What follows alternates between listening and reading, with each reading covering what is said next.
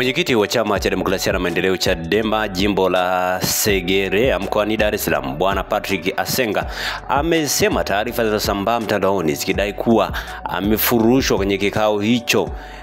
jimbo hilo Jumatatu Aprili 14, 2025 ni taarifa potofu, akiahidi kutoa ushirikiano wa shilingi milioni 1 kwa atakayechapisha video ama picha ikimuonyesha sura akiwa anafukuzwa kwenye mkutano huo kama inadaiwa na aliwaita wapotoshaji. Akizungumza na moja kati ya media, Asenga amekita kitendo hicho kama fitna dhidi ya watu wanaopingana na azimio la Chadema la no reform no election, akisisitiza kuwa msimamo wa kundi lao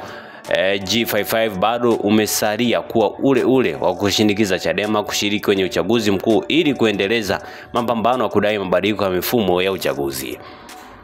Chadema haiwezi kukaa miaka 5 bila wabunge, haiwezi kukaa miaka 5 bila madiwani, na tuliwaambia na tunawaambia tena, haiwezekani kuzuia uchaguzi ukiwa nje ya uchaguzi. Na hata kilichofanyika leo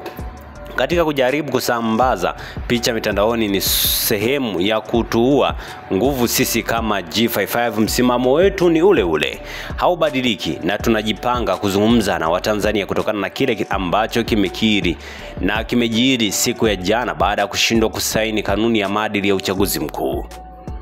Akizungumza kikao kilichofanyika Jumatatu, Asenga ameeleza kuwa ni kweli kikao hicho kimefanyika kikiwa na agenda ya maandalizi ya ziara ya viongozi wa kitaifa kwenye jimbo hilo badala ya agenda ambayo ilikubalika na kuanza kujadili kuhusu migogoro mingi ya chama, swala ambalo linasababisha yeye na baadhi ya viongozi kuondoka mkutanoni hapo na hivyo kupelekea mzozano miongoni mwao kama ambavyo inaonekana kwenye video inayosambaa mtandaoni. Alipoulizwa ikiwa atashiriki kwenye ziara ya viongozi wa kitaifa no reform no election, Asenga ameeleza kuwa hataweza kushiriki kutokana na yeye kuwa tofauti kimsimamo na viongozi wake wa chama, akiahidi kuwa kundi lao la G55 litazungumza na wanahabari hivi karibuni. Kundi la G55 ambalo Patrick Asenga ni mwanachama wake ni kundi la wanasiasa wanaojumuisha waliokuwa bunge na watiania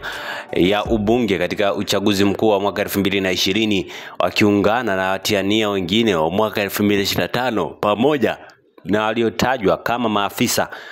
wa Chadema taifa ambao wamekuwa wakipingana hadharani kampeni ya no reform no election. Asante kwa kuifuatilia Baharia TV. Usisahau kulike, kusubscribe, kucomment na kushare.